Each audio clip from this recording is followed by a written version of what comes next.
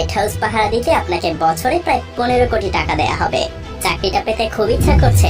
আরো অফুরন্ত সুযোগ সুবিধা আছে, যেমন এখানে থাকবে না কোনো বস, আপনি সম্পূর্ণ একা। নিজের ইচ্ছা মতো ঘুমাতে পারবেন, মাছ ধরতে পারবেন, যা মন চায় তাই করতে পারবেন।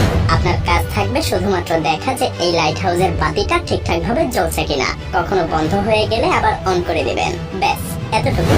আপনাকে আর কিছুই করতে হবে না, সারাদিন শুধু পায়ের উপরে পা তুলে ঘুমিয়ে থাকবেন। কিন্তু মজার ব্যাপার হলো, এত সুযোগ সুবিধা থাকার পরেও এটা পৃথিবীর মধ্যে সবচাইতে ভয়ঙ্করতম একটা কাজ। কারণ এই লাইট হাউস ঠিক একদম সমুদ্রের মাঝে স্থাপন করা হয়। এখানে থাকা অবস্থায় আপনি কারোর সাথে যোগাযোগ করতে পারবেন না, একাকিত্ব আপনাকে সবসময় ঘিরে থাকবে। আরো ভয়ঙ্কর ব্যাপার হলো, প্রায় সময় এখানে বেশ বড় বড় ঝড় হয়। সেই সব ঝড়ের তাণ্ডব এতটাই ভয়ঙ্কর হয় যে মাঝে মধ্যে সমুদ্রের পানি এসে টাওয়ারের উপরে উপচে পড়ে, এমনকি এই কাজে মৃত্যু পর্যন্ত হতে পারে। আরো কি কি মহাবিপদ এখানে উৎপেতে থাকে তা একটু পরেই জানতে পারবেন। এখন হয়তো এসব দেখে আপনার মাথায় প্রশ্ন আসতে পারে যে এই লাইট হাউস সমুদ্রের মাঝেই কেন তৈরি করা হয়েছে, এর কাজই বা কি, আর কেনই বা এই লাইট হাউসের উপরে সবসময় নজর রাখতে হয়, কেন এর লাইট কখনো বন্ধ করা যায় না। রহস্যময় এই লাইট হাউসের আদ্যপান্ত জানতে হলে আমাদেরকে কয়েক বছর পেছনে ফিরে যেতে হবে। তখন যাতায়াতের জন্য না ছিল কোনো গাড়ি, আর না ছিল অন্য কোনো যানবাহন বা আকাশপথ। তাই বিশাল লম্বা পথ পাড়ি দেওয়ার জন্য একমাত্র উপায় ছিল পানিপথ। সেই সময় ক্যাম্পেট মারিয়াস নামের একজন অসাধারণ নাবিক ছিলেন। তিনি অনেক প্রতিকূল অবস্থাতেও সমুদ্র পাড়ি দিতে পারার জন্য বেশ বিখ্যাত ছিলেন। তো একবার তিনি সমুদ্রের মাঝেই ঘুটঘুটে অন্ধকার একটা জায়গা পাড়ি দিচ্ছিলেন। ঠিক তখনই সমুদ্রের নিচে থাকা কিছু পাথরের সাথে জাহাজের ধাক্কা লাগে। সেই সময় জাহাজগুলো তৈরি করা হতো কাঠ দিয়ে, যার কারণে জাহাজের নিচে খুব সহজেই ফাটল ধরে যায়, আর পানি ঢুকে বেশ ক্ষয়ক্ষতিরও শিকার হয় জাহাজটা। এই দুর্ঘটনার পর ক্যাপ্টেন মার্শিয়াস এর সমাধান খুঁজতে থাকেন। তিনি এমন কিছু তৈরি করতে চাচ্ছিলেন যে এই ধরনের সমস্যা থেকে বাঁচানোর জন্য আগে থেকেই জাহাজের নাবিকদেরকে সাবধান করতে পারবে। কিন্তু এখানে মহা দুশ্চিন্তার কারণ হয়ে দাঁড়ায় প্রশান্ত মহাসাগরের বিশালতা। কারণ প্রশান্ত মহাসাগর এতটাই বড় আর বিশাল যে যদি 7টা মহাদেশের সমস্ত ভূমি একত্র করা হয়, তবুও প্রশান্ত মহাসাগরের আয়তনই বেশি থাকবে। হাজার হাজার বছর আগে যখন নাবিকেরা এই বিশাল সমুদ্র পাড়ি দিয়ে যাতায়াত করত, তখন তাদের সমুদ্রের নিচে থাকা কোনো কিছু সম্পর্কেই কোনো ধারণা থাকতো না, এমনকি তাদের সামনে থাকা রাস্তা সম্পর্কেও তাদের কোনো আইডিয়া ছিল না। সেই সময় পথ নির্দেশের জন্য কোনো রকম প্রযুক্তি তো ছিলই না, যেটা তাদেরকে রাস্তা চিনতে সাহায্য করতে পারত। মূলত সেই সময় নাবিকদের সমুদ্র পাড়ি দেওয়ার জন্য সূর্যের দিকে কিংবা চাঁদ তারার উপরেই নির্ভর করে চলতে হতো। আর এই দিক নির্দেশনার সমস্যার জন্য চলতি পথে বাড়তি আরো দু একটা উটকো ঝামেলা এসে জড়ো হতো, যেমনটা ক্যাপ্টেন এলিসের সাথে হয়েছিল।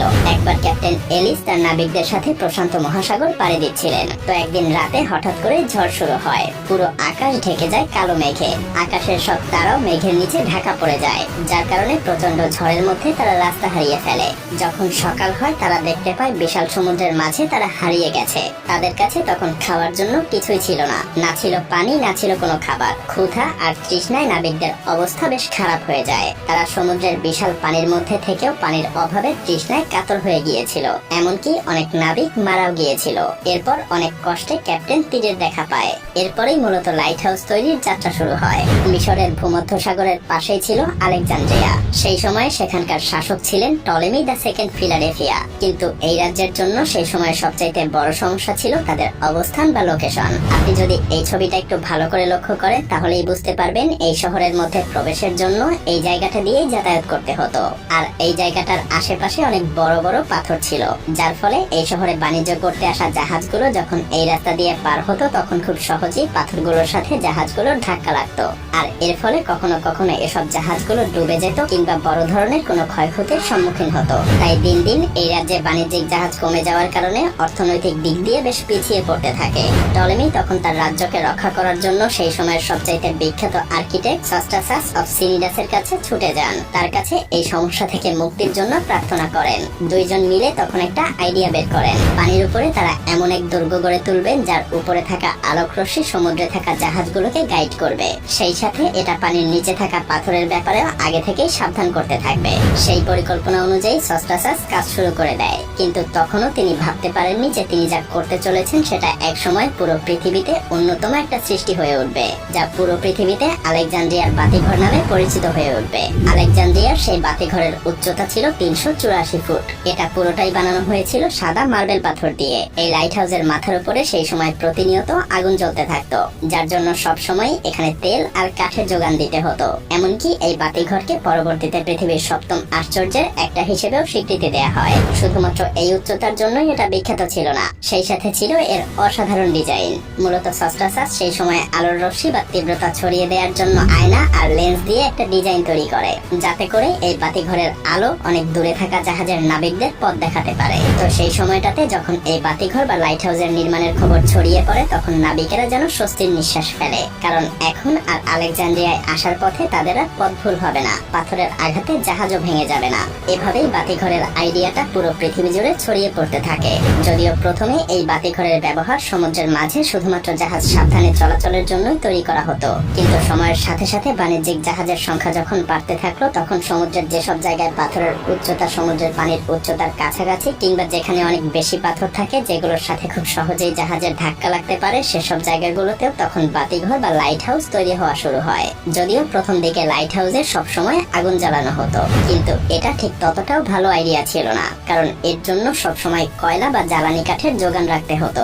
তখন অবশ্য এটা ছাড়া আর কোনো উপায়ও ছিল না। এরপর মোমবাতি কিংবা ল্যাম্পের ব্যবহারও করা হয়েছিল, কিন্তু আগুনের আলোর রশ্মি তো আর খুব বেশি দূর যেতে পারতো না। ঠিক তখনই আবিষ্কার হয় বৈদ্যুতিক বাল্বের। লাইট হাউস গুলোতেও আগুনের পরিবর্তে বৈদ্যুতিক বাল্ব ব্যবহার করা শুরু হয়, কিন্তু তারপরেও এই আলো খুব বেশি দূর যেতে পারতো না। এর কারণ হলো লেন্সগুলোকে বাল্বের পেছনে লাগানো হতো। তখন সেই সময়ের বিজ্ঞানীরা আবিষ্কার করেন যদি লেন্সকে সামনে বসানো হয় তাহলে আলো আরো বেশি দূর পর্যন্ত পৌঁছাতে পারবে, কিন্তু সেই লেন্সগুলোতেও বেশ সমস্যা ছিল, কারণ তখনকার লেন্সগুলো ছিল খুবই মোটা। আর ঠিক তখনই ফ্রান্সের একজন বিজ্ঞানী ফ্রেসনেল তার বিশেষ এক ধরনের লেন্স আবিষ্কার করেন। তার বানানো এই বিশেষ লেন্সের মধ্যে দিয়ে আসা সমস্ত আলো সরাসরি গিয়ে একটা পয়েন্টে মিলিত হতো, যার ফলে আলো খুব সহজেই নির্দিষ্ট একটা পয়েন্টে অনেক দূর পর্যন্ত পাঠানো যেত।